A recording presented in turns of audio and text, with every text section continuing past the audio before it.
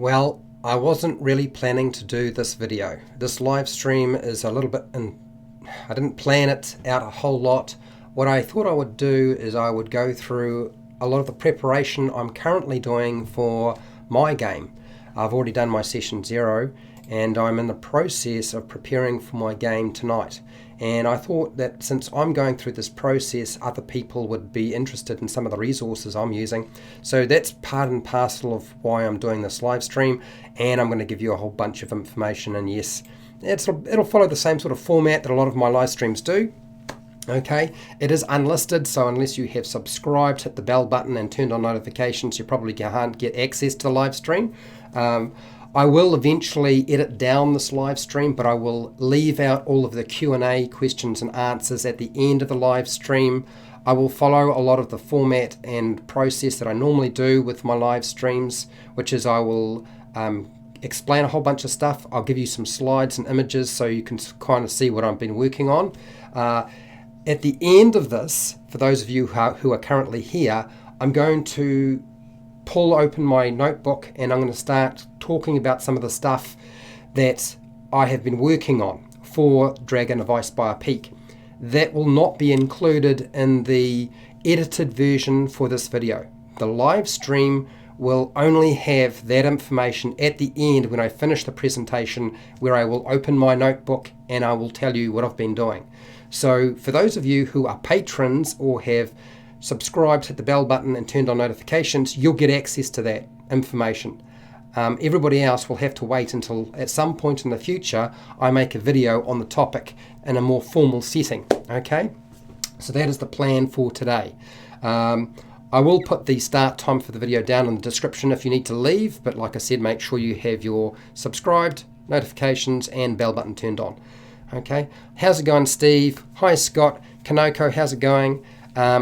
Drew Tube, how's it going?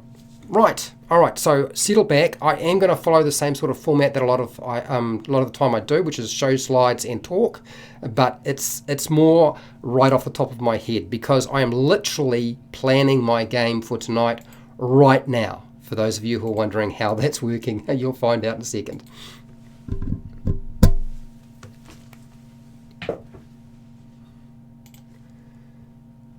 Hi, welcome to HowtoDandD. My name is Fred Wheeler and today I want to talk about Dungeons & Dragons, specifically Dungeons & Dragons 5e, and this is really about preparing for Dragon of Icespire Peak and the Dungeons & Dragons Essentials Kit. This might not be the only video I do because I am currently preparing to run the game myself. So this doesn't really come from the perspective of a dungeon master who has already run the adventure. What I have been doing is collecting up all of my resources, like all of you probably are right now if you are running this adventure or planning to do so. And so that's where I'm coming from. So I've got a whole bunch of things you can have a look at, and if you haven't found them yourself, hopefully you'll be able to use them. The thing I found really difficult about the Dragon of Icespire Peak is it's laid out and made really easy to run in terms of finding the information in the adventure, which is great. That's good news. What you will have noticed is that there is almost no information in any kind of depth with regard to non-player characters. So I've been having to build that information myself. I'm not necessarily going to cover a lot of that information today. There's the other issue, which is that a lot of these short adventures aren't necessarily easily connected and tied together like something, the Lost Mine of Phandelver was connected. There were pieces. You would go from this part in the adventure to the next part in the adventure. There was room to move and so forth. But essentially this adventure is a little bit more sandboxy and therefore a little bit less organized and requires a lot more work from a dungeon master. Fine if you are an experienced dungeon master, not great if you are a brand new dungeon master and trying to figure out what you're doing. So here are some resources I'm going to talk about and really briefly show you where they are. So the first one, I've talked about Sly Flourish before. He actually has a website. Sly Flourish has a website and he's done an article called Running Dragon of Icespire Peak from the Dungeons and Dragons Essentials Kit. Now, the great thing about this particular article on his website is it gives you some very generic ideas and suggestions and advice. Now, Mike Shea, or Sly Flourish, has actually run the adventure himself. He's a very experienced dungeon master. He's been doing it a long time. His guide on the Lost Mine of Phandelver is excellent. And what I also noticed is he's broken down each of the adventures and gives you anywhere from 2 to 3 or 4 paragraphs of advice on how to manage that particular adventure or short quest. And I can't show everything on the screen right now. I will show you some snippets as we go. So that's my first piece of advice. Go and find his website. Go find that article. Have a good read. That will help you a lot. The other really useful piece of information is that he also has a not just a website but a YouTube channel. So Sly Flourish has a YouTube channel where he has a video that's almost an hour long talking about running Dragon of Icespire Peak. Yet again, really useful if you don't have time to sort of read a lot of information and maybe you're driving to work and you just want to listen to it. So that video is actually on that channel you can access. I will try to make sure I put all of the links to this stuff down in the description. They're not down there right now, but they will be there later on. The other great thing that Sly Flourish has done is he ran this adventure online with one other player, just one player and himself. And what he did by doing that is he shows you how he runs the adventure. Now, that's a lot of content to consume, but if that's the sort of detail you want, it's there if you want it. So I will always say Sly Flourish is the person to go to when it comes to getting advice. Now, one of the things, and I don't know if everybody knows this, but one of the things about Sly Flourish, he's been referring people not just to his stuff, but to another YouTuber called Bob WorldBuilder. I am subscribed to Bob WorldBuilder. One of the reasons I picked up his channel was because he was focusing on Dragon of Icespire Peak. He has very short videos, anywhere from 4 to 6 minutes usually, and they will cover each adventure and they sort of highlight some of his recommendations. His recommendations are not the same as Sly Flourish. There might be similarities, but they're not exactly the same. So a different perspective again.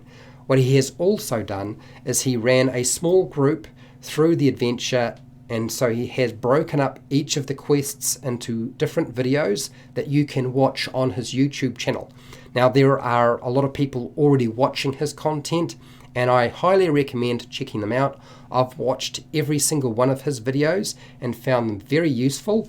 They will not necessarily give you non-player character details that you might require. If you want really juicy, fleshed out characters, you're not going to get that sort of information, but kind of advice about some of the issues with regard to monster power and traps and how things played out and some of the options that players might select.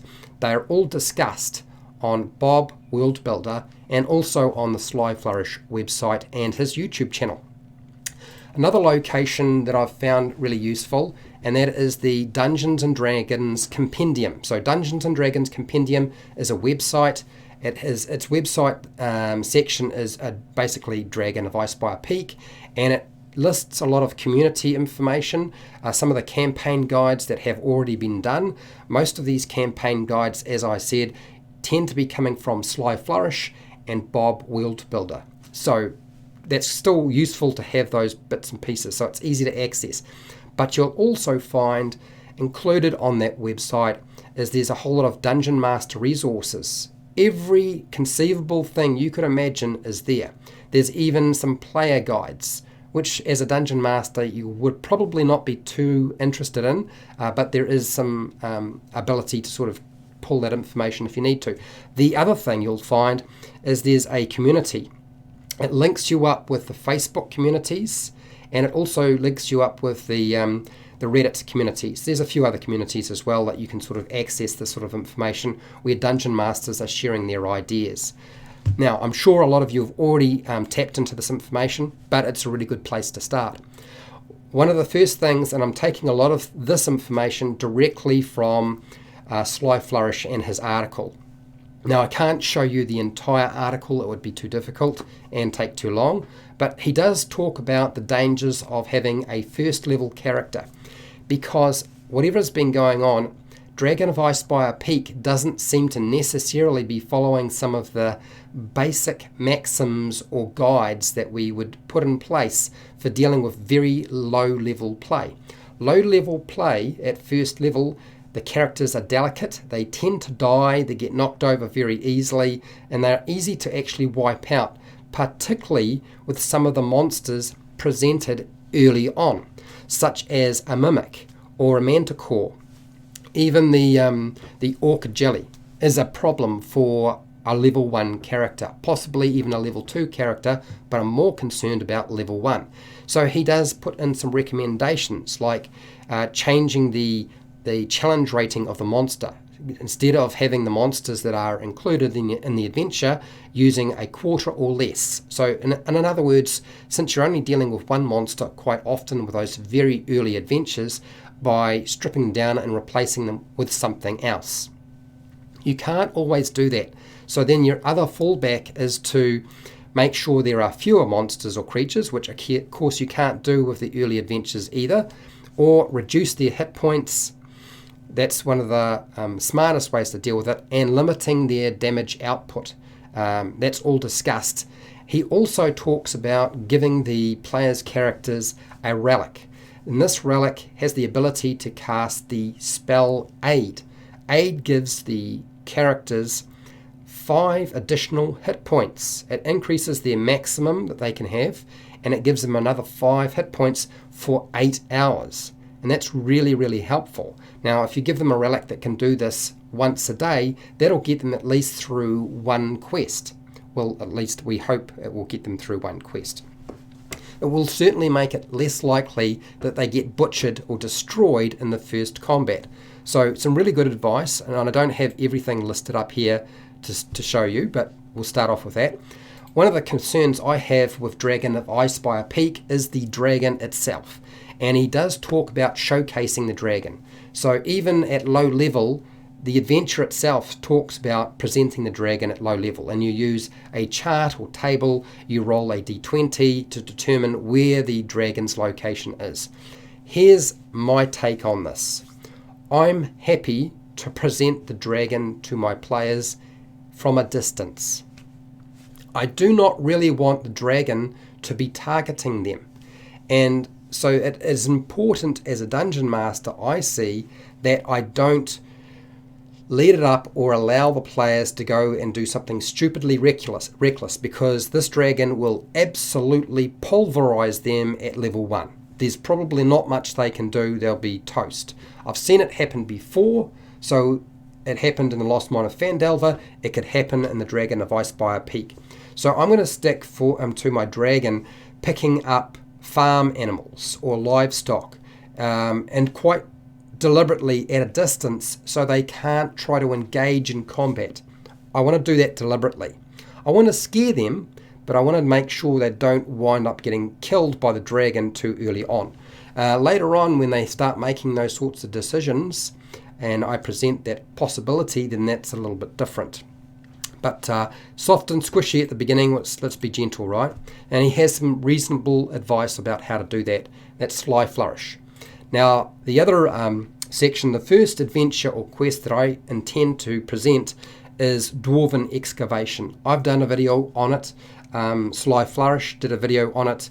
Bob WorldBuilder has videos on it as well. And one of the biggest issues I see in this adventure is, one, not enough information on the dwarves in this location, but also the fact that there are orchid jellies, and there's a horrible trap that can literally destroy them pretty easily. And there's no major rewards in that location as well. And he talks about providing them with some sort of reward if they do actually engage in disabling, and it doesn't even have any information on how to disable that trap. It's pretty devious in how it's been located, and it's going to be really difficult to deal with. He talks about laying some less dangerous traps within the location. This is Sly Flourish, and I think that's actually a smart idea. Traps that will only inflict, say, 3 hit points worth of damage, rather than something like 22 on average hit points of damage, which the final trap does in this location. So you'll find a lot of information on this location in his article. Go check it out. It's worthwhile having a look. There's an evil deity, a Dwarven deity, and who knows, the players are probably going to ask, okay, well, we know that the temple we're moving into is a Dwarven temple, and the temple is for Abathur. So what do we know about Abathur? Can we make a knowledge check or a religion check? So you'll find on the Forgotten Realms wiki plenty of information on Abathur. I've already picked up that information. I'll be making some notes because I know my players will ask those questions, and I'm sure your players will be doing exactly the same. Pretty easy to find. It's not a difficult thing to scout out. Now, the orc jellies that I've already talked about, I did a bit more detail in a different video called the Dwarven excavation video. This is where our problem is. Do we keep it, or do we replace it with something like a grey ooze, which we could, which isn't quite as nasty. It doesn't split. It has a slightly lower challenge rating. It's not quite as nasty, and it probably presents less of an issue. But also too, unlike the orc jelly, it's more likely to be stepped on or have surprise on the player's characters.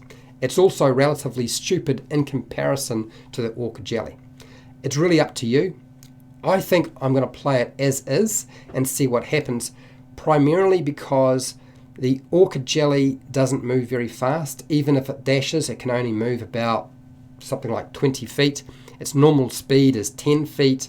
So I think the players can probably get away from this thing if they need to, and just pepper it with fire, ranged weapons and arrows and so forth, and obliterate it that way. Or just avoid it completely and decide, we'll just leave that alone. I'm not even going to bother bringing in the orcs. The Dwarven Excavation Adventure suggests the orcs. I'm going to have the orcs on the side in the trees, watching what's going on, waiting for the players' characters and the dwarves to leave. If the dwarves don't leave, then when the players leave, the dwarves are going to wind up getting munched by these orcs, and then they'll take over the temple, provided they don't wind up getting consumed by the oozes that dwell within there, if they are still alive, that is. So that's my sort of approach to how to deal with that. The other one that you might be wondering about, another main quest, and that's Gnomengarde. Gnomengarde is a very complicated location. There's a lot of role-playing involved. There are at least, I would say, something like 4 major gnome NPCs that need to be dealt with, and you need to sort of figure out how you're going to make them operate. I've already decided to base some of the characters off a couple of characters from an old western called Paint Your Wagon with Clint Eastwood, and I think that sort of encompasses the kings quite nicely. How I deal with some of the other characters I haven't figured out just yet, but there's plenty of really good advice on Gnomengarde in Sly Flourish's article as well, which you're welcome to go and check out as soon as you get a chance. Now, we know that the Mimic is a fairly dangerous creature for low-level play. The only problem with a Mimic is if it does not get hold of a character and attach itself to them, the players can just move back and shoot it at a distance. It probably can't run away easily. It's going to be very difficult to do that because they're not really designed to run away. So you need to decide how you're going to deal with that. I think it's going to be much more interesting to add another language to the Mimic so it can talk to the players. So normally a Mimic does not have common. So I would give the Mimic common as a language so it can actually talk with the players, and maybe they can just strike a deal rather than engage in a battle or try and destroy it. There's always that chance that one player will wind up getting coming off second best with a Mimic. also too, it can disguise itself within that location pretty easily. The other problem is that nobody really knows exactly what attacked the gnomes in that location in the Gnomengarde quest. So don't make it completely apparent and obvious straight away. Okay, this is an ambush monster after all. Okay, then we got Umbridge Hill. I just want to talk about the first 3 major quests because those are the ones that I'm going to present to my players, and I'm probably not going to present this one until they have completed one of the other 2. I think I still want to give them some options, but I don't want to give them everything. I don't want to give them 3 different quests and say, okay, I'm going to pray and hope that they pick the ones that I want them to pick and they don't pick Umbridge Hill, because Umbridge Hill could be really easy or it could be really, really difficult. And this is because they have to go and warn a basically a cleric of some kind. And she is there making potions, doing her thing. The Manticore is harassing her. And I think it makes a lot of sense, and this has already been discussed by Sly Flourish and by Bob WorldBuilder, that having the Manticore injured makes a lot of sense, that it was injured by the dragon and it's gone there trying to get healing potions or healing from Adabar, from Adabar. So I'm going to follow that advice. I think that makes a lot of sense. I think offering the creature a healing potion, which is probably very unlikely at level 1 or even level 2, because they are like 50 gold pieces. They won't have enough cash to actually buy one, or the whole party would have to put all of their funds together to be able to pay the Manticore 25 gold pieces, more than likely, to actually pay that bill. So it goes and leaves the location. That's actually a hard pull, which means they're going to either try to run away or they're going to try to just fight the Manticore, assuming that the Dungeon Master has made this a fair fight. And the problem is a Manticore can pretty much own players. It can fly, it can throw spikes at them, it has 3 spike attacks. There's lots of advice about how to minimize the damage on that. I think I'm going to go with my players are quite advanced, so I think they can cope with that sort of thing. So I'm not going to necessarily tone that down, and I'm going to encourage them to talk to the Manticore, and certainly I'm going to play the Manticore in such a way that it's willing to do so. Then there's the goddess. The main NPC in this location has a goddess, Chanti, the goddess of agriculture. So I wanted to find some information, and the Forgotten Realms wiki again has... Now, I'm only showing you a small amount of information from the wiki. This is just a tiny bit. There's just screens and screens, okay, of information on this particular goddess. So if you wanted lots of detail, and the players are probably going to ask a few questions about that sort of thing, particularly if they're experienced players. So be ready for that, and I will be. Also, the location talks about a group of feuding Dwarven clans. And so what can we deal with that will sort of cover that? And I think Sly Flourish talks about using the Beslimer dwarves. And they sort of reside roughly in this location, and they'll be used as a way of sort of highlighting what was going on between these dwarves. So I think that piece of information, yet again, can be found on the Forgotten Realms wiki. Plenty of information there. You're only seeing the first screen. There's plenty of different screens, lots of information to call from. With a Manticore, my advice to you is either keep it out of range fire, and if it starts getting shot at, I would just have it fly away, and particularly if it's getting hit. Otherwise, I'd be using its spikes, throwing its spikes out. But like I said, go with let's talk things out first. So that is really what I've been working on, and some of the tools and resources that I've been pulling from the internet. And there's a lot of time involved in sort of collecting and writing down notes and watching these videos and so forth, and I totally understand that. If you found this useful, great. I have a couple more videos on the Dragon of Icespire Peak. There are a couple of videos that cover that adventure hooks, and Dwarven excavation if you are interested. If you're not interested in that sort of stuff, you're a player or a dungeon master, then I have hundreds of videos that cover all sorts of topics on Dungeons & Dragons and Dungeons & Dragons 5e. If you want to support the channel so I keep doing this stuff, I have a Patreon page, I have affiliate links to the book depository and Amazon, I have a merchandise shelf, or you can just keep watching my videos. I get ad revenue, so that's always nice. Make sure to share, like, and subscribe, you know the deal. Hit the bell button to be notified when I go live, when I publish new videos, and hey, till next time, keep rolling those 20s.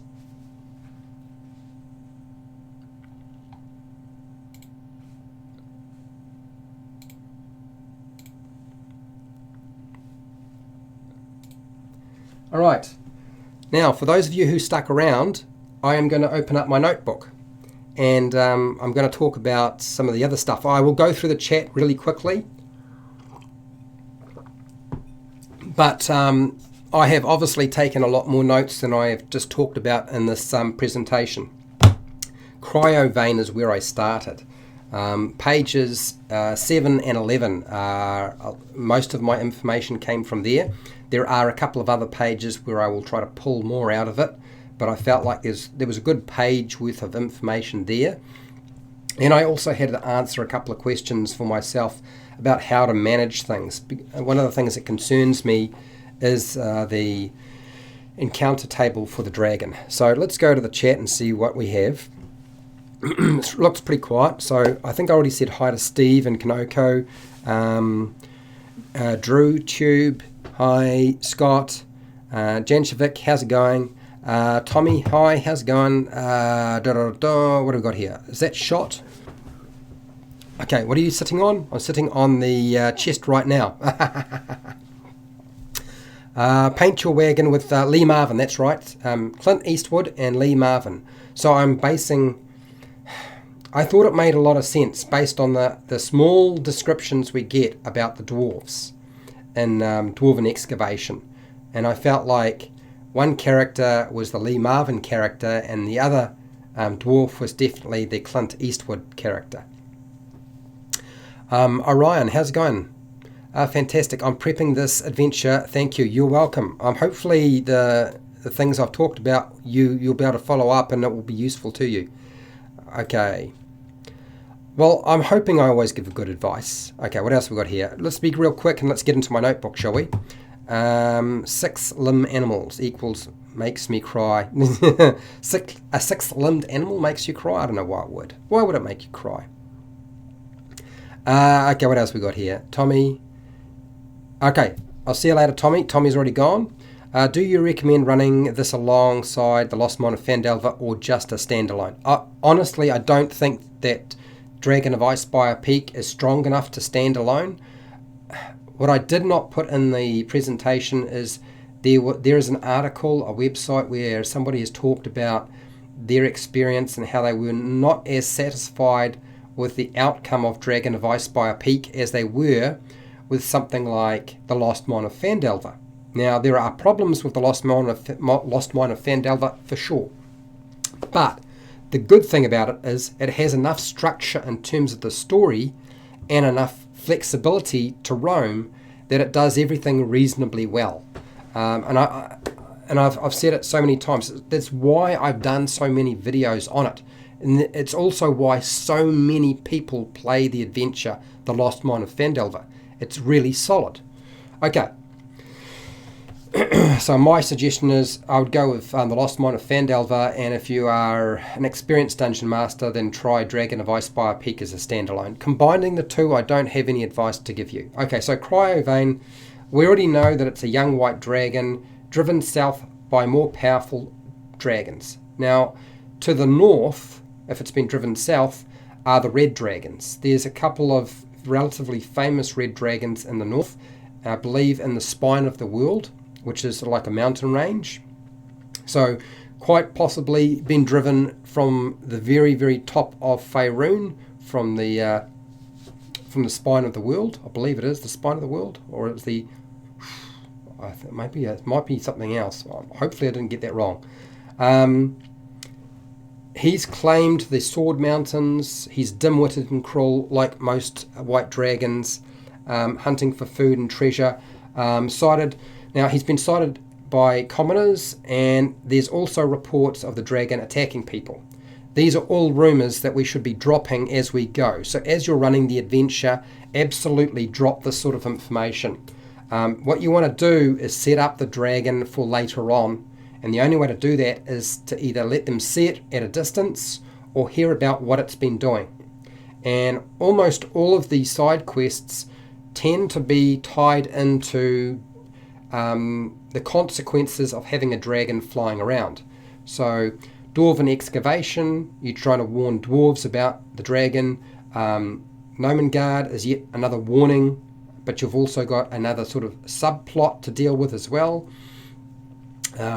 Umbridge Hill, again, really it's tied to the dragon, because the Manticore would not have left its location in the Sword Mountains if it wasn't for Cryovain. Okay. And what else? We've got a few people who've just made a few comments, so let's have a quick... What do you got here, John? I think I will change so many things that it won't... it would be totally different. Yeah, I think you will need to change a lot of things. You have both, Kanoko. I still feel like the best thing is to go with the Lost Mine of Phandelver and drop this in, unless, of course, you're quite sick and tired of running the Lost Mine of Phandelver and you've done it a lot. I've already done it to death, so I'm going to try the hard way. And that way you'll know later on if it worked for me or not, because I will tell you. Orion, what do you got here? I was planning to have the Manticore have a hurt wing to remove the flying. Now, here's the problem with any creature you put on the ground. If you give it a hurt wing, the players will absolutely, definitely engage in a battle.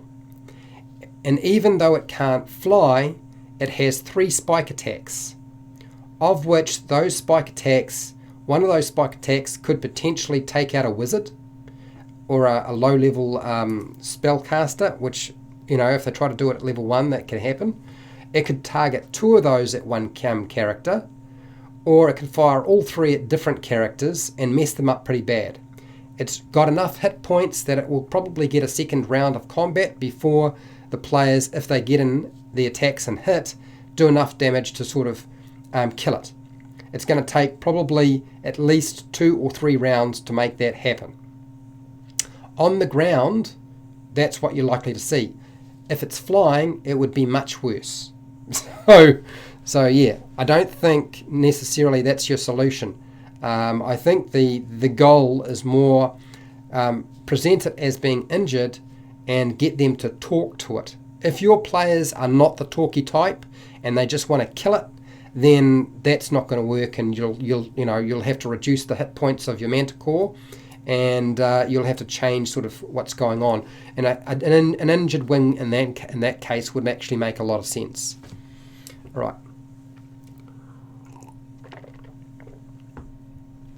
Okay, all right. So John likes your idea, though. All right. Gentrific. After it's a CR3 creature. Yeah, it's a CR3 creature. So it's really difficult. Now, also too, remember, none of these very first quests, the first 3 quests that are part of the main story, that's the Dwarven excavation, that is the Gnomengarde and Umbridge Hill, they level up after each of these quests. So that could happen quite quickly. So you don't want to make it too easy, otherwise it's going to be a sort of a cakewalk until they get to level 3. And really after level 3, that's when things start to get a bit more difficult. So I think you're taking away a lot of the impact of being low level by trimming things down too much. But Sly Flourish and WorldBuilder certainly do recommend that sort of stuff. But you'll see if you look at what they did in their games is the players did not engage in battles. Quite often they would choose a different option. Okay, DrewTube. If I want to run this campaign majority using Theatre of the Mind, but have some parts be with miniatures, which key miniatures should I get? Which quests should be done with minis? I don't honestly know. I'm going to be running, because of the panic right now with regard to the C19 virus, my group are going to be Skyping. We won't be playing in the same room. It's the first time we've ever done this. We're having a lot of issues with people having enough hardware to run the game over the internet using Skype. We're also having issues with people who don't necessarily understand how to use Skype. We're not using Roll20 because there isn't enough time, and there's a learning curve to using Roll20, so I don't want to touch that just yet. So my advice to you is, since I'm Skyping, I'm going to be using Theatre of the Mind. I will be trying to encourage them to avoid using combat as a focus. And there are players at my table who are not used to Theatre of the Mind and actually get upset when there is not miniatures and maps out. So it's going to be interesting. We'll see how we go. I wasn't going to use Google Hangouts because I had heard that Google Hangouts was being retired. Discord, I know you can use Discord, but I'm probably going to use Skype because I found that Skype seems to be a bit more stable where I am in the world. I'm in New Zealand, and I've already talked to a couple of people about what are sort of the better options, and I'm going with Skype because Skype in the past had really bad software and that they've made huge improvements. So if all I want to do is see faces and talk, then that's going to work for me. And it's simple enough that they will be able to do it. So I'm going to be going Theatre of the Mind. And when you're dealing with one monster or just a couple of monsters or creatures, then it's much easier to run Theatre of the Mind. When you get lots and lots of different creatures and they're located in different areas in your map or in the location that's it's taking place, that's when things get complicated with Theatre of the Mind. Okay, so going through my notes, because that's why the rest of you are staying here, I'm assuming. So it talks about the crumbling fortress, the northeast spur of Ice Peak, that's his lair. I also thought that it would be interesting to bring in Cragmore Castle. I'm kind of wondering, it makes a lot of sense that Cryovain use this fortress in the mountains, but I'm also wondering what's happened to Cragmore Castle since the Lost Mine of Phandelver took place. Since this adventure really feels like it either ignores what happened with the Lost Mine of Phandelver or it's taking place after. I'm viewing it as it's taking place after the events of Lost Mine of Phandelver, where Gundren Rockseeker and his brother have opened the mine, and Wave Echo Cave is now an established mining facility, and they're doing trade and stuff like that. But the question is, what happens to some of the other locations, like Thunder Tree, the ruins of Thunder Tree? What happens to Coneybury, the ruined town there? Definitely what happens to Cragmore Castle. I'm not quite so concerned about Cragmore Hideout and what would be taking place there and whether a dragon like Cryovain would use that as a lair. What I'm really interested in is the castle, because it sort of stands out a bit more for me. So in that first couple of pages, that's pages 7 and 11, it highlights that, Cryovain has seized the fortress and the tribe of savage orcs has been driven out. Their war chief has been killed, which is why we have orcs taking an interest in the Dwarven excavation location, because they have been driven from their home in the mountains. So you can see that it is loosely connected. It's just about, as a dungeon master, pushing them all together so it makes sense. In fact, it's not the only creature that's been driven. The Manticore from Umbridge Hill has also been driven from that location. We talked about that. What I'm interested in, and I haven't decided how to answer this question, but I'm going to put the question out there, and that is, why has Phandalin not been attacked yet by the dragon? Why has Cryovain not come into that location? Are there enough people who, with longbows, who are keeping the creature at bay? Is that what's going on? I haven't answered that question. I've still got a big why is that the case. In your adventure, you might decide that Cryovain did not attack Phandalin because it was too risky. It's a young a young dragon. It's not an adult dragon. It's not an ancient dragon where it could probably manage that sort of thing. Venom Fang from the Lost Mine of Phandelver never attacked Phandalin.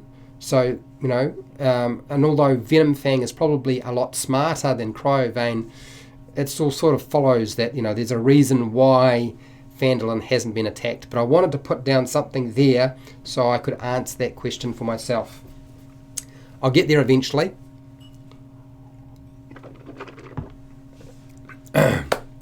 Okay, we roll dice. Venom Fang escaped in my... Venom Fang escaped in my campaign. I might include him and the Cult of the Dragon. Well, you could. I mean, I would imagine that Venom Fang could take up residence in a lot of other locations. Maybe Venom Fang has taken over the Cragmore Castle location rather than Thunder Tree if it's been driven away from that location. Having two dragons in one location is asking for trouble.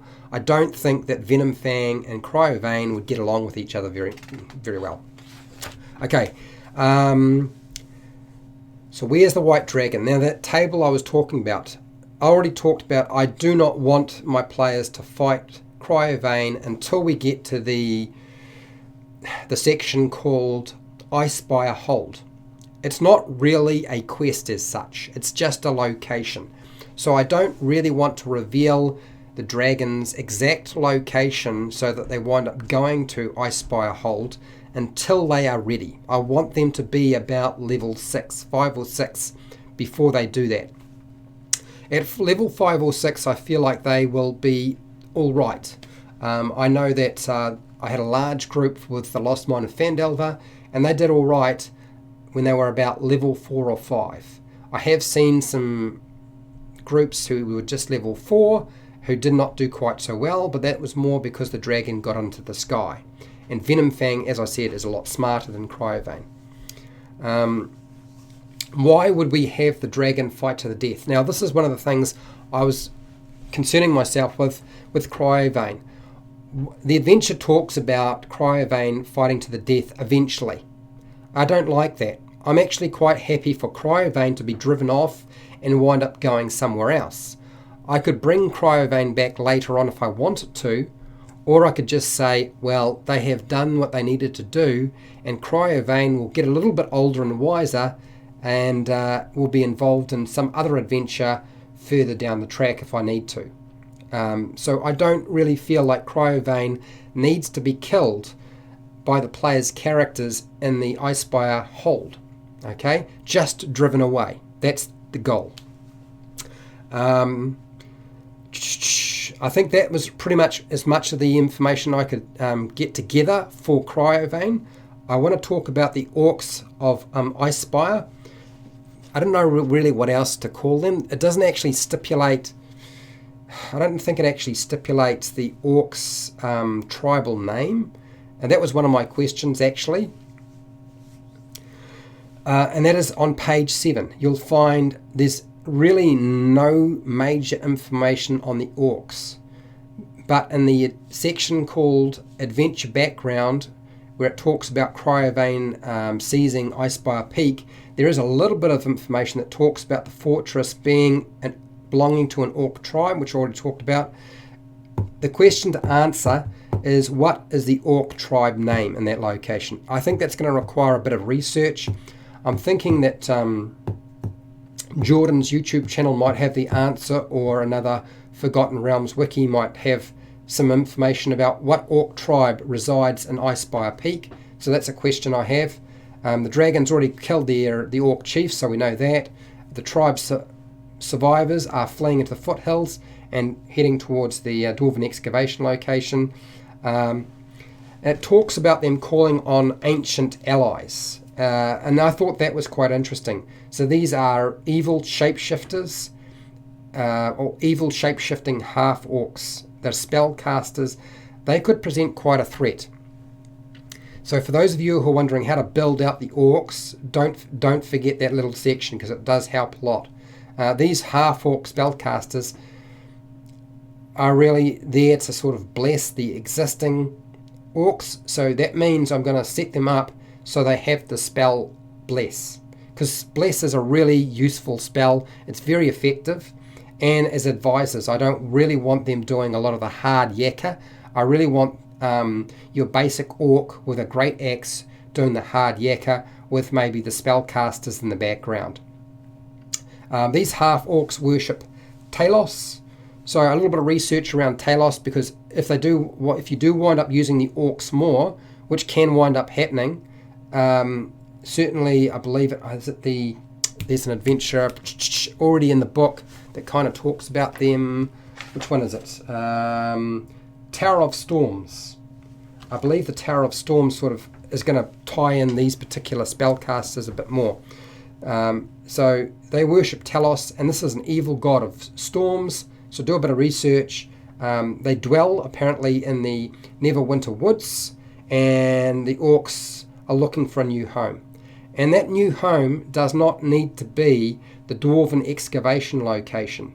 I've already pointed out potential new homes for these orcs, such as the Cragmore Hideout, Thunder Tree, even the Cragmore Castle, Coneybury, the old ruins there could be used as well by the orcs. So there's plenty of different locations they could go to. I feel like the castle is a better option, but we'll see how we go. And these spellcasters summon a giant boar, a boar of thunder and weather and so forth. Is it Gorthok? Gorthok the Thunder Boar. So that's some of my notes already. I suspect I'm going to have to do a little bit more research, and I think I'm going to find most of the information I need on the orcs either online or going through the pages of the adventure, the Tower of Storms. So that's where I think where you'll find a lot of that information. I did a little bit of research on Falcon, and that is, that's the Falcon, the individual who lives at Falcon's hunting lodge. It's not an encounter location, really. It's really a safe haven, as the adventure talks about. Some questions I had about Falcon, so I want to talk about them really quickly. And that is, he offers his services to wealthy nobles. He's retired veteran from many wars. What wars did he fight in? I want to put a scar on his face. I don't know exactly where it's going to be and what type of scar it would be, but I certainly think some questions about what wars did he actually fight in. I haven't answered that question, but I'm gonna flesh that out. He's a hunting guide, so I guess the question is, if he was involved in wars, how did he gain his experience hunting? If he's a hunting guide, is that just because of his military background? Was he involved in wars and acted as a scout during those wars? Because a lot of wars actually have a scout. So, yes, good point. I think there's a good point there down in the chat. Orion, am I the only one that feels like this is a bunch of one shot strung together? No, Orion, I think you're absolutely right. And Scott, yes, AJ Pickett, he's featured on my channel. He may also have a lot of information with regard to that. Makes it a lot easier if you can just listen to his videos while you're driving back and forth from work, or if you have a whole lot of time at home, okay? I believe that Falcon is quite a serious man, so I've already put a note down to put that down. I've put down a note that Falcon likes bottles of wine. I'm suspicious that Falcon, if he's been involved in lots of wars, is probably an alcoholic. That's kind of pretty sort of cliche, but I'm going to go with that. I've still put a question mark there. I'm not too sure how to fill that out with that character. And I think that Falcon would also be suspicious of other people. Now, how did I pull or draw that conclusion? Really, just by looking at the artwork. From what his eyes were doing and the facial features, I felt like Falcon's the type of individual who is really suspicious of somebody else. Kanoko's got a question. How much do you try to tie published D&D lore into your world? Where, if anywhere, do you cut things out?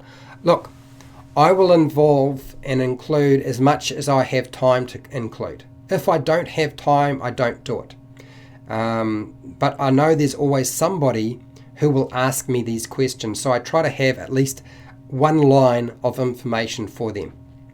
I don't think it's absolutely necessary to do though. Hi Bill, how's it going? Just got the game in the Essentials kit, new D&D player. Are you dungeon mastering, Bill, or are you going to be playing? Because we might wind up spoiling a whole lot of information for you if you're playing in the adventure. You're welcome, Bill, by the way. Okay, alright.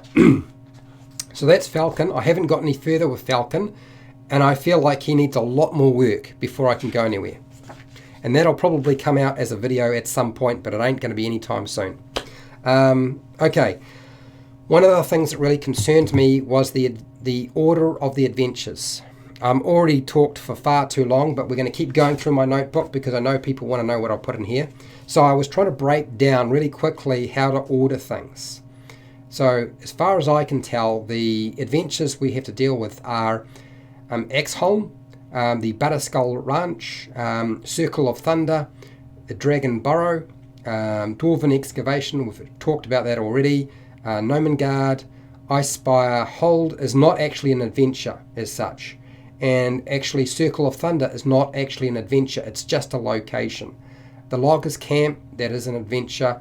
Mountain's Toe Gold Mine, an adventure. The Shrine of Severus, not an adventure but a location that the players might wind up at. The Tower of Storms, yet again not really an adventure, just a location they could wind up using if you wanted to. Umbridge Hill, definitely one of the main key adventures, and then the Woodland Manse, which is definitely an adventure as well. Oh, you're just for kicks 70 and you're playing. That's awesome. Love it. It's great when somebody who's is this the first time? It sounds like it's the first time you're playing, Bill, which is amazing. I love that. Okay, so Orion, I've already done my session 0. So I know if this is good timing, I can go back and talk about my session 0 if you like, but I want to talk about the order of the adventures first. So you'll let me know in the chat, Orion, if you want me to talk about what I talked about and did during my session 0. You might have already done it and it might be too late. Okay, so the main quests. I figure that Dwarven Excavation is probably suitable for level 1, so that's the first one I'm going to present. Gnomengarde I feel like is more dangerous because of the Mimic. And I feel like seems like it's supposedly supposed to be level 1. I don't know that I agree with that, but I'm going to present both of them and try to give them more information and a bigger payout for doing the Dwarven Excavation rather than doing Gnomengarde. That's my way of trying to entice my players in the right direction, you might say.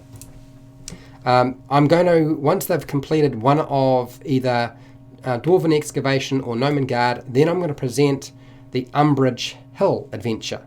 So they have the choice of doing it if they want to, or just doing the other lower level adventure.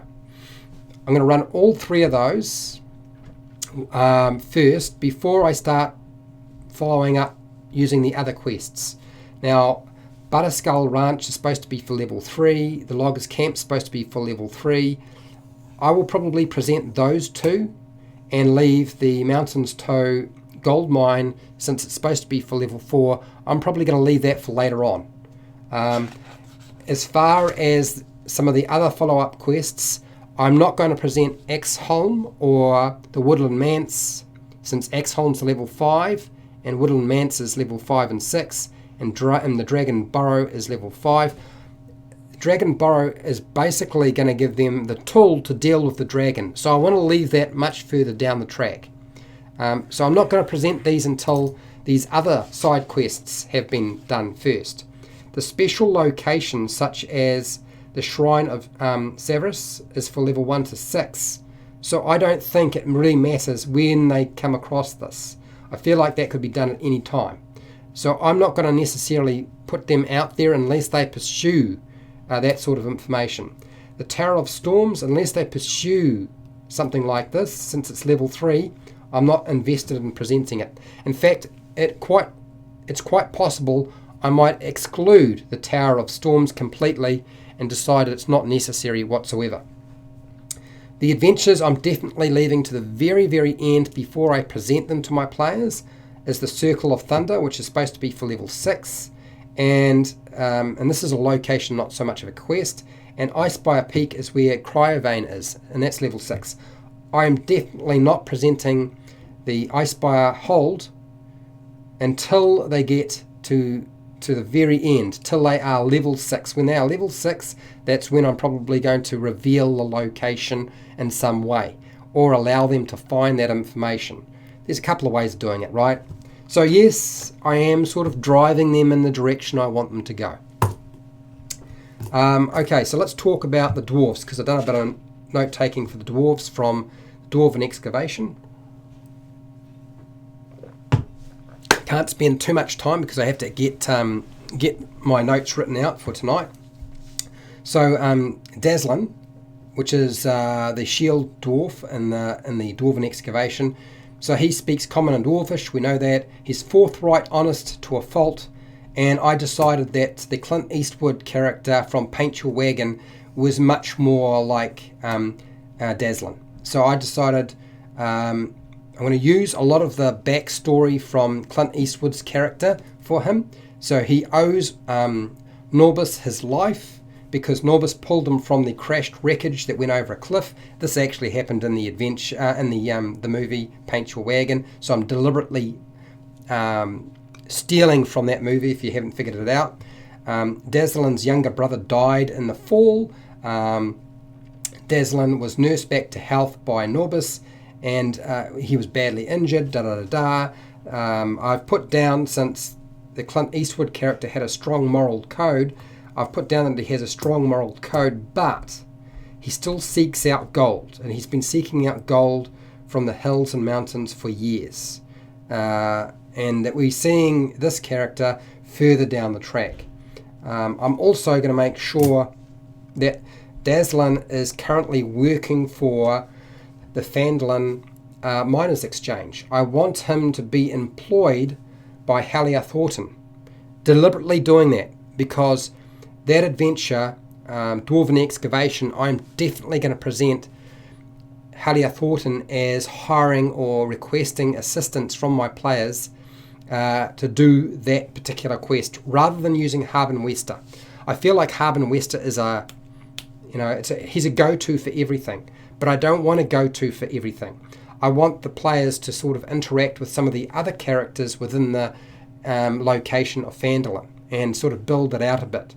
Since I've already done plenty of video content on Thornton, I think I can do that without too much trouble. So that's that character. I have still more to work on with regard to him. Norbus, again, shield dwarf, speaks Common and Dwarvish. He's gruff, excessively cautious, and I decided that the Lee Marvin character from Paint Your Wagon was the one I would go with. So I've written down, since the Lee Marvin character loves his freedom and hates civilization, I wanted to focus on that. I also put him down as being an alcoholic and a heavy drinker, a jealous dwarf. I also put down that he took a young bride from an auction, which actually happened in the Paint Your Wagon movie, but she left him, which actually also happened, but not quite the way I'm just talking about. And he's been chasing gold in the mountains and hills with Standalone for quite some long time, well before Standalone was born, in fact. And of course, I've already talked a bit about Norbus saving Standalone's life, and I wanted him to be more of a mountain man. Norbus, I feel like, should be somebody who's been used to sort of dwelling and living in the mountains, and he's probably more of a hermit, and therefore would get along with Standalone but not other people. I also deliberately make him employed by the Standalone Miners Exchange in Thornton. I think that made a lot of sense. That is essentially everything I have thrown together, but I still have to make notes on a couple of other characters, which I'm going to go and do very, very shortly. Hopefully, for those of you who wanted to get sort of the inside scoop on what I'd been working on, you've got it. And I am going to take off and get to work, because I have a whole bunch of stuff to do, and I do some shopping too before the day's out. So wherever you are in the world, look after yourself, your family, your friends, and even your neighbours. And hey, till next time, keep rolling those 20s.